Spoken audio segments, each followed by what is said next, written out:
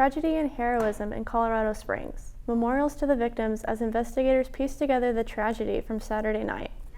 Waiting on a jury in the case of 5 defendants from January 6th insurrection. Today's news starts now. From the Mayborn School of Journalism at the University of North Texas, this is NT Daily News. Good afternoon. From NT Daily, I'm Elaine Walters. And I'm Mya Nicholson with today's news headlines.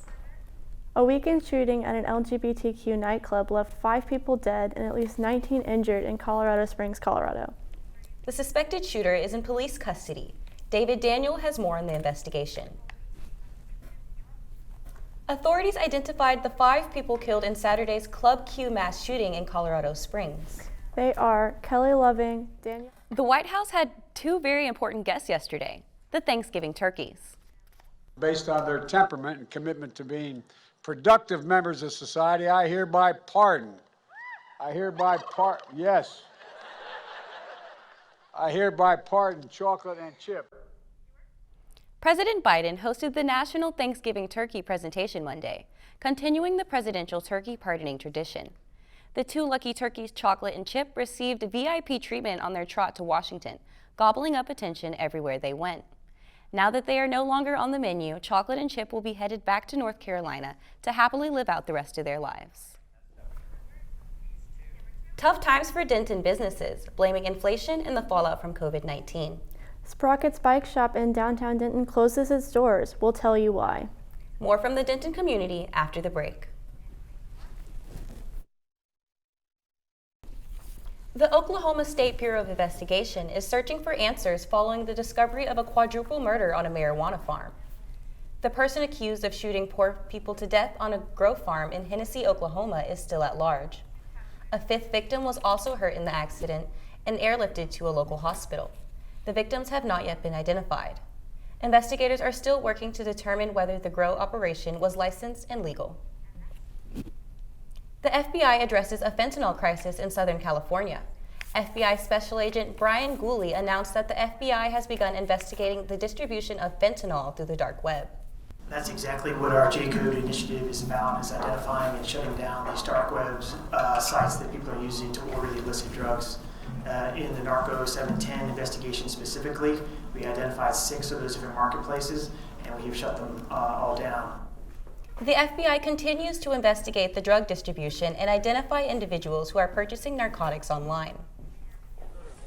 It's being called historic, and Western New York is still digging out. More than 6 feet of snow fell in places near Buffalo and Watertown, and a state of emergency remains in effect.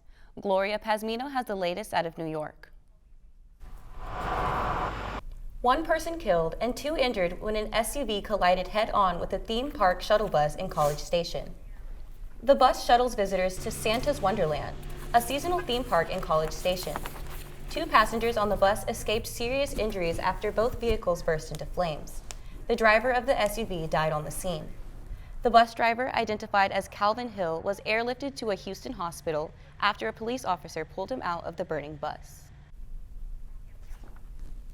Extreme weather seen on the state of New York.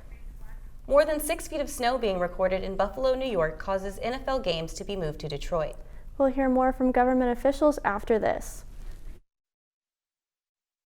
With UNT campus closing Wednesday for Thanksgiving, we asked UNT students where they would be gathering for the holiday. Travel experts say the worst time to travel is from 3 to 5 p.m. on Wednesday.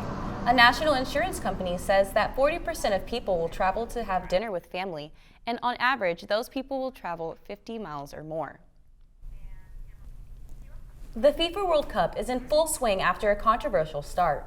Saudi Arabia breaks Argentina's 36-game winning streak, the capstone upset to a surprising week.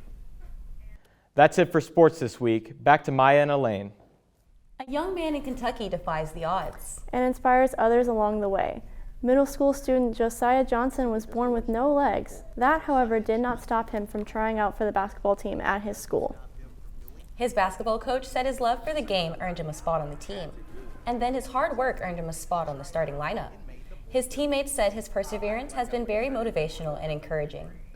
When they asked Josiah if he had a message to others, he said, "To prove your doubters wrong. He will continue to do that, and so should you." Thank you for joining us. I'm Elaine Walters. And I'm Mya Nicholson. NT Daily News is back next week.